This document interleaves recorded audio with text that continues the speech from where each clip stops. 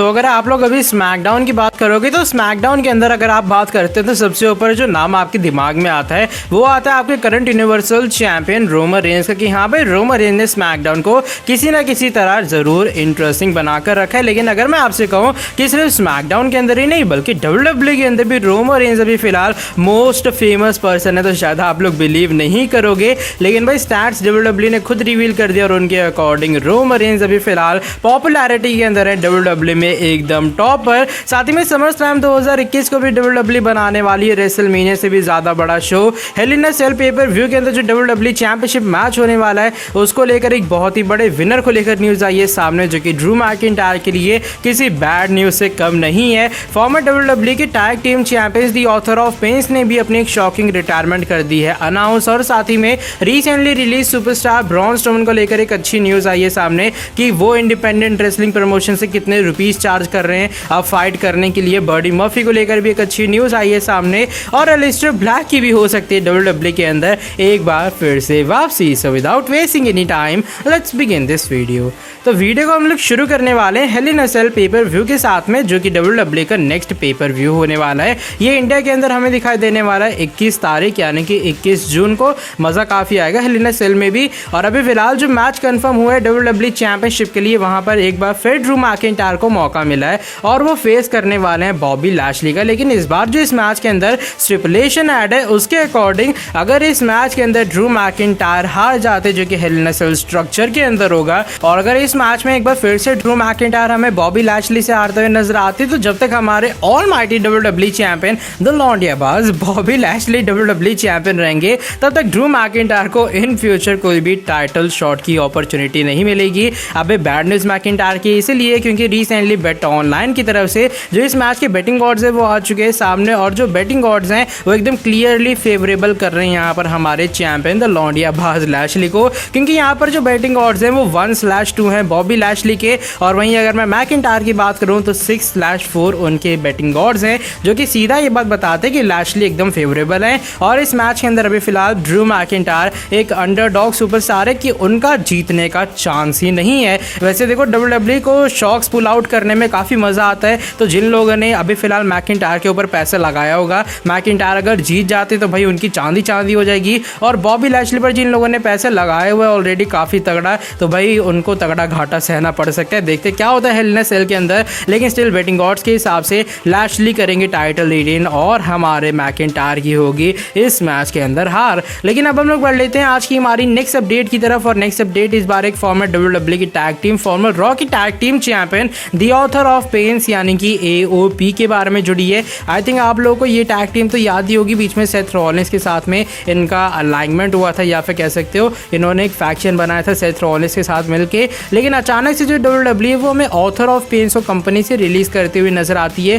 क्योंकि उनमें से जो एक टैग टीम पार्टनर था उसको इंजरी का सफर करना पड़ता है, और उसके बाद डब्ल्यूडब्ल्यूई दूसरे का यूज कर नहीं पाती, तो फाइनली डब्ल्यूडब्ल्यूई ये डिसीजन लेती है कि हमें दोनों सुपरस्टार्स को रिलीज कर देना चाहिए। लेकिन भाई रिसेंटली फाइटफुल सिलेक्ट की तरफ से एक बहुत ही शॉकिंग अपडेट आई है सामने। फाइटफुल सिलेक्ट का ये मानना है कि रिसेंटली जो काफी सारे इंडिपेंडेंट रेसलिंग के प्रमोशंस है वो गए थे ऑथर ऑफ पेन्स के पास में, लेकिन ऑथर ऑफ पेन्स की तरफ से जो उन्हें रिस्पॉन्स मिला है वो ये कि हम लोगों ने प्रो रेसलिंग से रिटायरमेंट ले ली है और अब हम लोग कहीं भी कम्पीट नहीं करने वाले हैं, जो कि आई थिंक बहुत ज़्यादा एक शॉकिंग और सरप्राइज न्यूज़ है मेरे लिए, क्योंकि भाई ऑथर ऑफ पेन्स के भी फिलहाल ज़्यादा एज नहीं है जैसे लियो रश की थी। कल लियो रश ने भी शॉकिंग अनाउंसमेंट कर दी कि भाई मैं भी प्रो रेसलिंग से रिटायरमेंट ले रहा हूँ। आज ये बात पता लगी कि ऑथर ऑफ पेन्स ने भी प्रो रेसलिंग से रिटायरमेंट ले ली है। आई थिंक इनमें से एक की एज 26 और दूसरे की एज 28 है। आई नो देखने में लगते नहीं है, लेकिन भाई एज दोनों की यही है, और यहाँ पर उन्होंने प्रो रेसलिंग से रिटायरमेंट ले ली है। अब देखो अभी इतना लंबा टाइम हो गया उनको डब्ल्यूडब्ल्यूई से रिलीज के लिए, कहीं वो दिखाई तो दिए नहीं है, तो शायद ये चीज़ें सही हो सकती हैं। इसको लेकर आपका क्या ओपिनियन है? जब ऑथर ऑफ पेन्स ने भी अब प्रो रेसलिंग से ले ली है रिटायरमेंट, कमेंट सेक्शन के अंदर आप लोग बता सकते हो। लेकिन अब हम लोग बढ़ लेते हैं आज की हमारी नेक्स्ट अपडेट की तरफ, और नेक्स्ट अपडेट इस बार जुड़ी है डब्ल्यूडब्ल्यूई की biggest party of the summer slam 2021 के बारे में। और जैसा मैंने कहा हेल इन अ सेल पेपर व्यू और जो money in the bank pay per view है वो आने वाला है, लेकिन सबसे ज़्यादा बातचीत हो रही है समर स्लैम के बारे में, क्योंकि इस साल का जो समर स्लैम का शो है मे बी वो रेसलमेनिया से भी बड़ा होने वाला है। और इसको लेकर रिसेंटली रेसल वोट्स की तरफ से, जो कि डब्ल्यूडब्ल्यूई का मोस्ट ट्रस्टेड सोर्स मैं कहूँगा, उसकी तरफ से एक रिपोर्ट आती है सामने। उसका स्क्रीनशॉट आप लोग अपने स्क्रीन के सामने देख देख पा रहे होगे, उनका यहाँ पर कहना यह है कि इसी टॉपिक को लेकर, समर स्लैम को लेकर उन्होंने काफ़ी सारे सोर्सेज से बातचीत की है और जो आखिरी में उनको आउटपुट मिला इस चीज़ का वो ये कि WWE अपना 100% अटेम्प्ट कर रही है कि उन्हें इस साल का जो समर स्लैम है वो इस साल के रेसलमेनिया से बड़ा बनाना है। कुल मिला के जो सारी चीज़ें WWE बेस्ट करना चाहती है समर स्लैम के अंदर, उनकी तरफ से जो सारी अच्छी अच्छी चीज़ें हो सकती हैं वो हमें शो के अंदर करती हुई नजर आएगी। और रेसल वोट्स का भी ये भी मानना है कि Roman Reigns versus John Cena का मैच हमें इस शो को हेडलाइन करते हुए नजर आएगा। कुल मिला के मज़ेदार तो मुझे काफ़ी ये चीज़ लगी कि भाई WWE अपना पूरा अटेम्प्ट दे रही है। अगर वो पूरा अटेम्प्ट दे रही है तो I am sure Lesnar is returning, John Cena is returning for this show, क्योंकि समर स्लैम 2021 एक बहुत ही बड़ा शो है WWE का और इस बार तो WWE के पास एक साल बाद एक अच्छा मौका भी है कि आप बड़े बड़े फ्यूड को बिल्ड कर सकते हैं, क्योंकि आपने लाइव फैंस के रिटर्न पहले ही अनाउंस कर दिए। कुल मिला के समर स्लैम में मज़ा ज़रूर आने वाला है, लेकिन असली जो मज़े की शुरुआत है वो 16 जुलाई की बात होगी, जब लाइव फैंस एक बार फिर से रॉ और स्मैकडाउन के अंदर हमें रिटर्न करते हुए नजर आएंगे। लेकिन अब हम लोग बढ़ लेते हैं आज की हमारी नेक्स्ट अपडेट की तरफ और इस बार जुड़ी है farmer WWE superstar the monster among the man Braun Strowman के बारे में।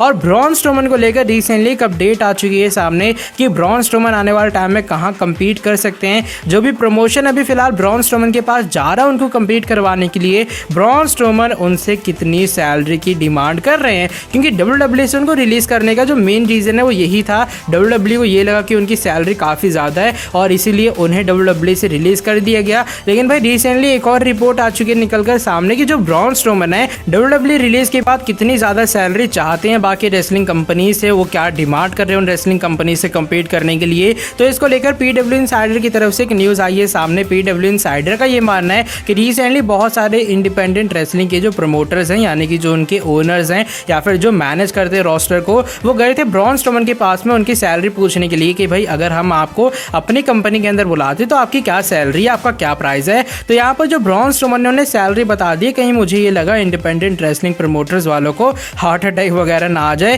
क्योंकि यहाँ पर उन्होंने डिमांड की है $5 फिगर सैलरी की। अब $5 फिगर सैलरी का मतलब ये यहाँ पर डॉलर के अंदर एक तो सैलरी होगी और जो सैलरी है वो $10,000 से लेके $99,999 तक की वो डिमांड कर रहे हैं। अब एग्जैक्ट क्या अमाउंट है बीच में ये बात रिवील नहीं हुई है, लेकिन इसके बीच का जो प्राइस रेंज है अभी फिलहाल ब्रॉन स्ट्रोमन उन कंपनीज को अपना डिमांड बता रहे हैं कि भाई मुझे इतनी सैलरी चाहिए तब मैं आके आपकी कंपनी के अंदर कम्पीट करूंगा, जो कि मेरे अकॉर्डिंग इंडिपेंडेंट रेसलिंग प्रमोटर्स के लिए एक बहुत ही बड़ी वैल्यू है। अगर मैं इंडियन रुपीज़ के अंदर इसे कन्वर्ट करूं तो $10,000 होते करीबन 7,20,000 रुपए के आसपास, और वहीं अगर मैं 9 लाख कह रहा हूँ मैं $99,000 करूँ यहाँ पर तो वो 70 या फिर 72 लाख के आसपास की एक बहुत बड़ी वैल्यू होती है, जो वो अभी फिलहाल स्ट्रोमन डिमांड कर रहे हैं उन इंडिपेंडेंट रेसलिंग प्रमोशन से। और PW इनसाइडर का ये मानना है कि ब्रॉन स्ट्रोमन को भी फिलहाल पैसे की कोई भी किल्लत वगैरह नहीं है। ऐसा नहीं है कि उनको सैलरी मिलना बंद होगी WWE से, उनकी नौकरी चलेगी तो भाई उनके घर में खाने के लाले पड़ जाएंगे, ऐसा कुछ नहीं है।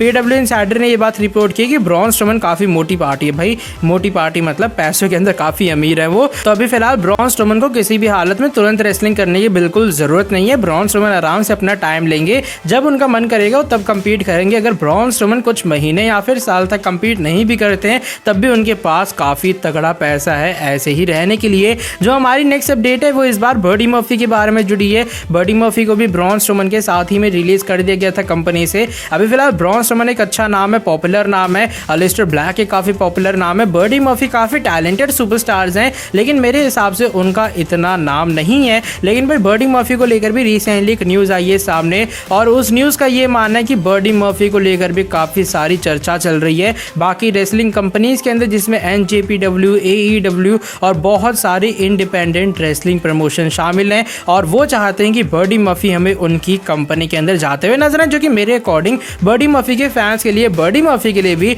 एक काफ़ी अच्छी न्यूज़ है कि हाँ भाई आपके बारे में भी चर्चा हो रही कंपनीज के अंदर कि ऐसे सुपरस्टार को हमें कंपनी में लाना चाहिए। वैसे बर्डी मर्फी काफ़ी अच्छे मैचेस हमने उनके देखे हैं अलिस्टर ब्लैक के साथ में, और मेरे अकॉर्डिंग बहुत जल्दी बर्डी मर्फी भी किसी न किसी कंपनी को ज्वाइन करेंगे, जो कि उनके लिए एक काफ़ी अच्छी चीज़ होगी। अलिस्टर ब्लैक को भी लेकर एक बहुत ही बड़ी न्यूज़ आई है निकलकर सामने। अभी अलिस्टर ब्लैक जब से WWE कंपनी से बाहर गए हैं, जितनी भी आपने उनकी ट्विच स्ट्रीम देखी होंगी, हर ट्विच स्ट्रीम के ऊपर हमें जो अलिस्टर ब्लैक है वो WWE की तारीफ करते हुए नजर आ रहे हैं, विंस मैकमैन की तारीफ करते हैं, वो ट्रिपल एच की तारीफ करते हैं और ऑलमोस्ट वो सभी सुपरस्टार को हमें प्रेज करते हुए नजर आते हैं जिन लोगों ने हेल्प की है अलिस्टर ब्लैक की। और उनका कहना यह है कि विंस मैकमैन की की गलती नहीं थी मेरे WWE रिलीज के अंदर, बल्कि यहाँ पर जो बजट कट है उसके कारण मुझे टोनी खान की तरफ से निकाल दिया गया था। लेकिन भाई रिसेंटली एलिस्टर ब्लैक को लेकर एक बहुत ही बड़ी न्यूज़ आई है निकलकर सामने रिंग साइड न्यूज़ की तरफ से। और रिंग साइड न्यूज़ का ये मानना है कि जो WWE के स्क्रिप्ट राइटर्स हैं और काफ़ी सारे जो बैक स्टेज के एम्प्लॉयज़ हैं, अभी फिलहाल वो WWE मैनेजमेंट को पुश कर रहे हैं कि आपको एलिस्टर ब्लैक को एक बार फिर से कंपनी के साथ साइन करवाना पड़ेगा, क्योंकि एलिस्टर ब्लैक को बिना चांस दिए इतनी जल्दी कंपनी से निकालना एक प्री मैच्योरिटी वाली चीज़ हो जाएगी। प्री मैच्योरिटी वाली चीज़ का मतलब कि भाई जैसे एक छोटा बच्चा होता है ना, कि आप वो हरकतें कर रहे हो अगर आपने एलिस्टर ब्लैक को इतनी जल्दी कंपनी से निकाल दी है। तो बैक स्टेज के ऊपर अभी फिलहाल एलिस्टर ब्लैक को लेकर काफ़ी सारी चर्चा चल रही है और कुल मिला के बैक स्टेज के ऊपर भी राइटर्स की तरफ से, एम्प्लॉयज़ की तरफ से ये डिमांड हो रही है कि आपको एलिस्टर ब्लैक को एक बार फिर से कंपनी के अंदर वापस लाना होगा, जो कि मेरे हिसाब से बहुत अच्छी न्यूज़ एलिस्टर ब्लैक के लिए भी है कि आने वाले टाइम में मे बी WWE एक बार फिर से उनके लिए डोर्स ओपन करने वाली है। और एलिस्टर ब्लैक की WWE रिटर्न मुझे नहीं लगता ऐसा बहुत ज़्यादा मुश्किल या फिर कम चांस है, क्योंकि एलिस्टर ब्लैक WWE की तारीफ करने जब से उन्हें रिलीज़ किया गया है तो WWE की जो मैनेजमेंट है इससे ज़रूर खुश होगी कि भाई हमने इसे तो नौकरी से निकाल दिया लेकिन फिर भी ये हमारी सिर्फ तारीफ किए जा रहा है। अब देखो भाई, अगर WWE के अंदर कोई इसको लेकर मीटिंग वगैरह होती है तो आप तो ये कह सकते हो कि एलिस्टर ब्लैक कुछ ही महीने के अंदर हमें रिटर्न करते हुए नजर आएंगे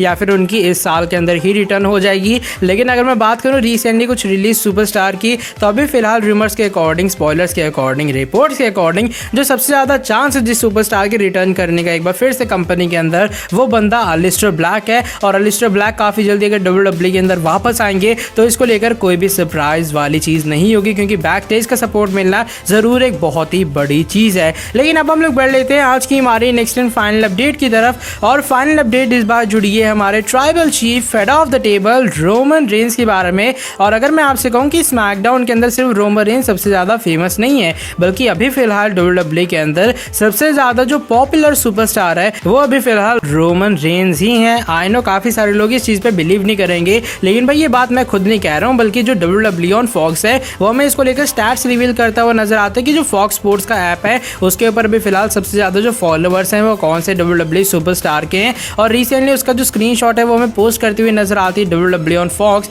अपने ऑफिशियल इंस्टाग्राम अकाउंट के ऊपर। उसका स्क्रीनशॉट आप लोग अपनी स्क्रीन के सामने देख पा रहे होंगे। यहाँ पर लिखते हैं कि भाई ये वो टोटल लिस्ट है टॉप 10 सुपरस्टार्स की, टॉप 10 WWE सुपरस्टार्स की, जो कि फॉक्स स्पोर्ट्स ऐप के ऊपर सबसे ज्यादा फेमस हैं, जो कि भी फिलहाल फॉक्स स्पोर्ट्स ऐप के ऊपर सबसे ज्यादा फॉलो किए जा रहे हैं। अब एक और फोटो देख पा रहे हो कि यहाँ पर सिर्फ मैंने आपको लिस्ट दिखाई है और जो सबसे ऊपर नाम है सुपरस्टार का बहुत ज्यादा फेमिलियर है, वो है हमारे current universal champion the tribal chief head of the table Roman Reigns का। तो भाई रोमन रेंस यहाँ पे भी अपनी डोमिनेशन चालू रख रहे हैं। ऊपर से कमेंट सेक्शन के अंदर भी हर बंदे ने यही लिखा था कि head of the table WWE के अंदर छोड़ो, सोशल साइट्स पे भी काफी तगड़ी डोमिनेंस दिखा रहे हैं। जो सेकंड नंबर पर नाम है वो अलेक्सा ब्लिस का है, जो कि मेरे अकॉर्डिंग काफी सरप्राइज नाम था। मैं यहाँ पर एक्सपेक्ट कर रहा था बॉबी लैशली या फिर सेथ रॉलिंस या फिर फिन बैलर जैसा बड़ा नाम। अब जो थर्ड नंबर पर सुपरस्टार है, आई नो वो बहुत ज्यादा सरप्राइजिंग है और ये नाम है एक्जेवियर वुड का। जैसे लोगों ने कमेंट सेक्शन के अंदर रोमन रेंस की तारीफ की है, वैसे एक्जेवियर वुड को थर्ड नंबर पर देखकर सभी हैरान है, क्योंकि इस लिस्ट के अंदर सेथ रॉलिंस जैसा बड़ा नाम नहीं है, हमारे WWE चैंपियन बॉबी लैशली नहीं है, फिन बैलर का लिस्ट के अंदर नाम नहीं है, कोफी किंगस्टन नहीं है, बिगी नहीं है, लेकिन एक्जेवियर वुड यहाँ पर थर्ड नंबर पर हमें दिखाई दे रहे हैं। नंबर 4 पर हमारी द मैन बेकी लिंच है। नंबर 5 पर है हमारे Cenation leader 16 time world champion John Cena. Number 6 पर है हमारे रॉ की tag team champion the phenomenal one AJ Styles. Number 7 पर साशा बैंक्स। नंबर 8 पर है ड्रू मैकिंटायर। नंबर 9 पर है अंडरटेकर और नंबर 10 पर है हमारे वाइपर विल रैंडी ऑर्टन। पूरी लिस्ट मुझे काफी अच्छी लगी, लेकिन सही बता रहा हूँ मैं थर्ड नंबर पर एक्जेवियर वुड का नाम देख के मैं काफी ज्यादा सरप्राइज हूँ। अलेक्सा ब्लिस सेकंड पर चलो फिर भी ठीक है, डिजर्व करती हैं। नंबर 3 पर लेकिन मेरे अकॉर्डिंग सेथ रॉलिंस का नाम होना चाहिए था, लेकिन भाई लिस्ट है, लोग इन्हीं को फॉलो कर रहे हैं तो क्या ही कर सकते हैं। फॉक्स स्पोर्ट्स ऐप के ऊपर रोमन रेंस के भी फिलहाल सबसे ज्यादा फॉलोइंग है और भाई एक्जेवियर वुड भी किसी से कम नहीं है, वो भी बेचारे अपने नंबर 3 पर है। मेरे हिसाब से जो वो चैनल चलाते हैं ना अप डाउन वाला, जो कि WWE का गेमिंग चैनल है, तो शायद उसके कारण ज्यादा पॉपुलैरिटी एक्जेवियर वुड की भी है यहाँ पर। इसको लेकर पूरी लिस्ट को लेकर आपका क्या सोचना है आप लोग कमेंट सेक्शन के अंदर जरूर शेयर करना। जब हमारे रोमन नंबर 1 पर है, अपने एक्जेवियर भी नंबर 3 पर है और जॉन सीना अपने नंबर 5 पर है। तो भाई आज की जो ये वाली वीडियो बस यहीं तक थी। अगर आपको ये वाली वीडियो पसंद आई है, आप लोग नीचे वीडियो को लाइक कर सकते हो। सभी न्यूज़ और अपडेट्स के बारे में आपका क्या सोचना है कमेंट सेक्शन के अंदर जरूर शेयर करना अपने थॉट्स। और आज की जो जैसे मैंने कहा ये वाली वीडियो बस यहीं तक थी। सब्सक्राइब तो कर ही दिया होगा चैनल को और बेल नोटिफिकेशन को भी ऑन कर दो ताकि आगे भी आपको हमारे चैनल पर कुछ ऐसी इंटरेस्टिंग कमाल के नॉबी फ्रेश अपडेट जानने को मिलती रहे। नेक्स्ट वीडियो के अंदर आके आपसे काफ़ी जल्दी मिलता हूँ। Till then bye bye, take care.